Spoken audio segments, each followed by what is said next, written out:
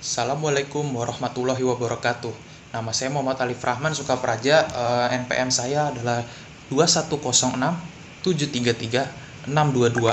Saya berasal dari Fakultas Teknik, jurusan Teknik Elektro. Halo, perkenalkan nama saya Juan Safarin Gosal, 2106733036 dari Fakultas Teknik, jurusan Teknik Kimia. Perkenalkan, nama saya Zaki Mustafa Salman dengan NPM 21066566270 dari Prodi Teknik Elektro. Perkenalkan, nama saya Widoranur Firmansyah, NPM 21067333010 dari Fakultas Teknik. Di era modern seperti sekarang ini, kekuatan suatu bangsa ditentukan oleh senjata dan kekuatan pertahanan yang dimiliki oleh negara tersebut. Negara-negara maju seperti AS, Rusia, dan Cina telah meneliti dan mengembangkan artileri, kendaraan perang, sistem pertahanan rudal, senjata nuklir, radar, dan sebagainya. Dari contoh-contoh senjata yang telah dijabarkan, di sini kami akan membahas senjata terbaru dari militer Amerika Serikat, yaitu railgun. Railgun yang dikembangkan oleh Amerika Serikat akan dimanfaatkan oleh Angkatan Laut dari militer Amerika Serikat. Kapal yang dirancang untuk menggunakan railgun ini bernama USS Zumwalt, di mana di kapal ini akan dipasang 2 buah railgun di dek depannya. Pengertian, sebenarnya railgun itu apa sih? Railgun itu adalah sebuah peluncur elektromagnetik yang menggunakan dorongan dari gaya magnet dan mengalihkan tekanan gas dari meriam tradisional untuk mempercepat proyektil hingga kecepatan super tinggi sekitar 2-3 km per second, menembus batas kecepatan meriam tradisional. Platform railgun memiliki keunggulan input daya tembak yang besar, penyimpanan bom yang besar, dan menggunakan tempur yang fleksibel. Oleh karena itu, potensi aplikasi militernya sangat besar dan menjadi bagian yang semakin penting dalam sistem persenjataan masa depan. Railgun terutama terdiri dari satu sumber daya, 2 rel konduktif, lurus panjang paralel, dan angker massa kecil yang ditempatkan di antara rel sebagai proyektil. Ketika 2 rel dihubungkan ke catu daya, arus kuat disuntikan dari satu rel dan mengalir kembali dari rel lainnya melalui armatur untuk menghasilkan medan magnet yang kuat, seperti yang ditunjukkan pada gambar 1. Sementara itu, armatur dipercepat oleh gaya ampere yang dihasilkan oleh medan elektromagnetik. Ada 3 masalah utama dalam pengembangan railgun elektromagnetik, yaitu 1. Perlindungan erosi rel, 2. Miniaturisasi sistem penyimpanan energi, dan ketiga, proyektil terpandu terintegrasi untuk penembakan terus-menerus. Proteksi erosi rel sebagai masalah pertama yang dihadapi rekayasa railgun elektromagnetik merupakan hambatan yang harus dipecahkan dalam penerapannya. Kinerja bahan rel konduktif menentukan masa pakai perlindungan erosi. Banyak penelitian difokuskan pada desain bahan rel canggih.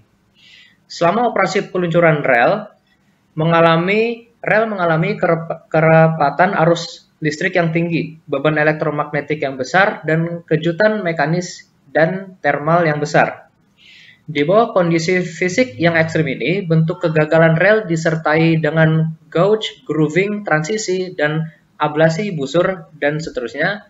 Kegagalan ini sangat mengurangi masa pakai rel dan telah menjadi hambatan yang membatasi pengembangan teknologi railgun elektromagnetik. Komponen-komponen railgun. Yang pertama adalah power supply. Power supply merupakan sumber arus listrik yang dipakai untuk mengaliri listrik pada 2 buah rel. Biasanya untuk senjata militer yang berukuran besar, memerlukan jutaan ampere untuk dapat menggerakkan proyektil dan memiliki kecepatan yang besar.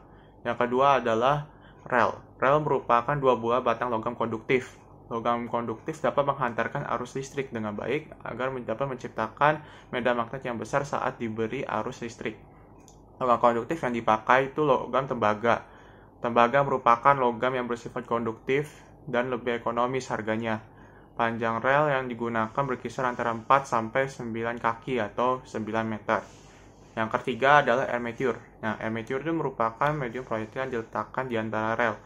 Proyektil terdapat di dalam armature. Jadi pada saat armature itu keluar dari rel, maka proyektil akan keluar dari armature. Yang ketiga adalah cara kerja dari railgun. Nah, railgun itu terdiri dari dua paralel rel logam.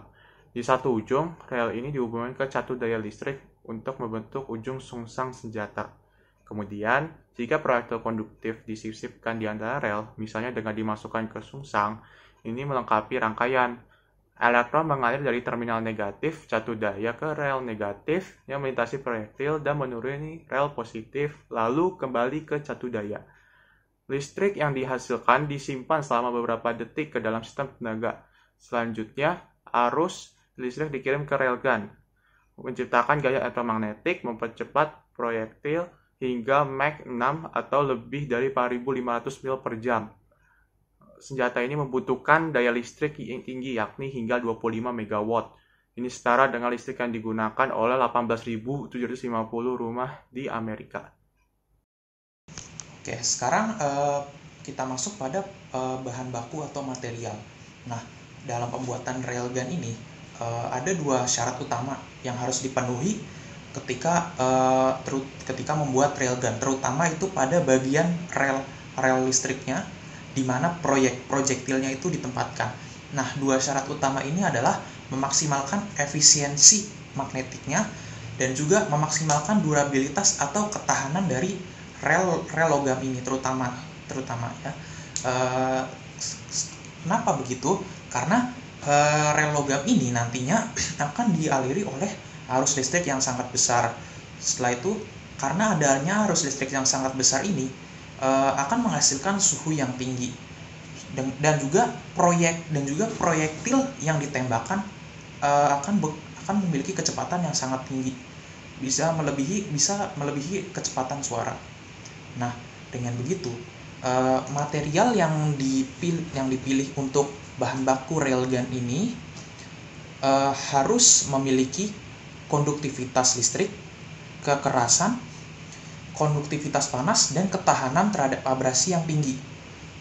Bahan baku utama yang biasanya diperlukan untuk pembuatan railgun adalah tembaga, karena tembaga ini adalah konduktor listrik yang baik. Selain itu, dia punya konduktivitas panas yang juga baik. Tetapi tembaga, terutama tembaga murni, memiliki banyak kelemahan. Salah satu kelemahannya adalah titik leleh yang rendah. Titik leleh yang rendah ini mempersulit pembuatan karena mempersulit syarat-syarat sebagai bahan baku rel logam. Karena seperti yang sudah dikatakan tadi, ketika rel logam itu dinyalakan, dia akan menghasilkan suhu yang tinggi karena dialiri oleh arus yang besar. Nah, suhu yang tinggi ini bisa sangat tinggi, melebihi titik lelehnya tembaga. Nah, ini akan menjadi masalah karena tembaga yang meleleh dapat merusak railgun itu sendiri. Nah, untuk mengatasi hal ini, para ilmuwan mencoba untuk menciptakan logam alloy atau yang biasa disebut sebagai copper alloys. Nah, ini tuh tembaga yang dicampur dengan material atau bahan-bahan alam atau bahan-bahan kimiawi lainnya untuk memperkuat atau menambah sifat-sifat yang dimiliki oleh tembaga, termasuk menutupi kekurangannya, seperti misalnya yang tadi sudah disebutkan, yaitu titik leleh yang rendah. Nah, ada beberapa contoh dari alloy tembaga atau copper alloys yang telah diciptakan oleh ilmuwan dan sudah diseleksi oleh ilmuwan untuk sebagai kandidat material railgun ini. Material-material tersebut antara lain adalah CuCr, CuCrZr, Cu atau Al2O3. Setelah itu ada W-Cu, dan yang terakhir adalah MO-Cu dan bahan-bahan lainnya. Tetapi yang sudah saya sebutkan tadi itu adalah material-material utamanya yang kandidat tertingginya. Nah, namun walaupun begitu, sampai saat ini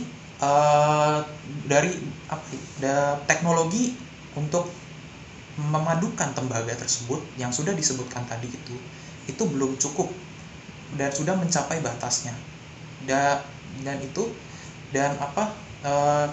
Pencampuran tembaga-tembaga tadi itu belum cukup untuk menutupi semua kekurangan tembaga yang nantinya akan disematkan ke dalam railgun ini ketika produksinya akan dilakukan secara penuh.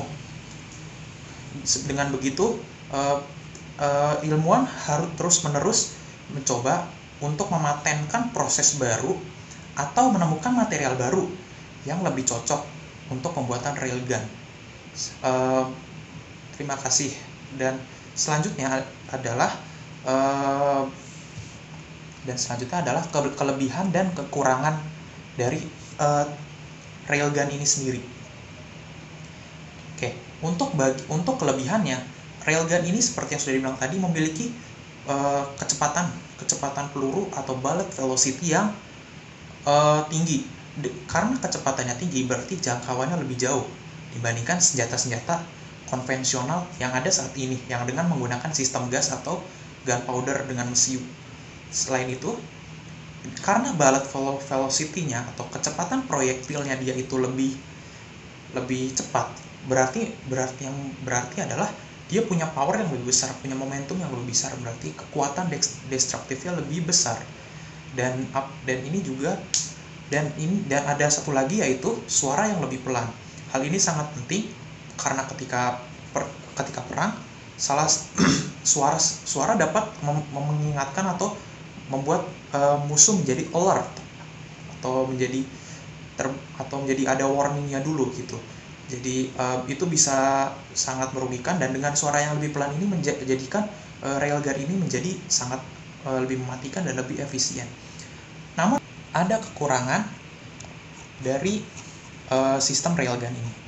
Ya, sistem railgun ini kekurangannya adalah dia memiliki daya tahan yang belum stabil. Seperti yang di bagian material tadi, dia baru menggunakan tembaga alloy yang sudah dibilang dia belum cukup untuk menjadi material railgun.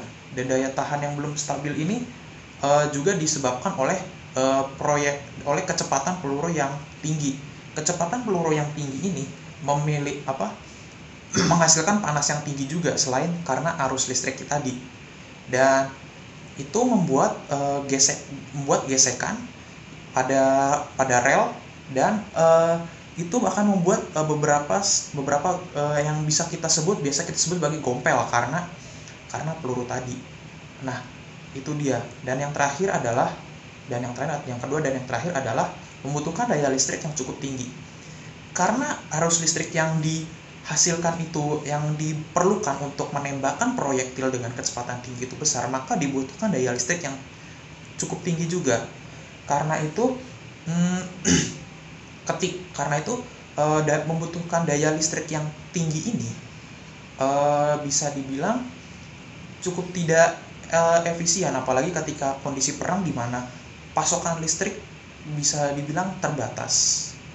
Kesimpulannya, yang pertama, railgun adalah teknologi yang sangat menarik dan memiliki aplikasi potensial yang juga menarik, terutama di bidang sistem pertahanan dan senjata perang. Yang kedua, meskipun fisika fenomena elektromagnetik cukup sederhana, namun sampai saat ini pengaplikasian pada teknologi masih cukup sulit. Dan yang terakhir, masa depan pengembangan railgun tidak hanya bergantung pada pengembangan teknologi, namun juga dukungan secara finansial yang berkelanjutan, terutama dukungan dari pendanaan pemerintah.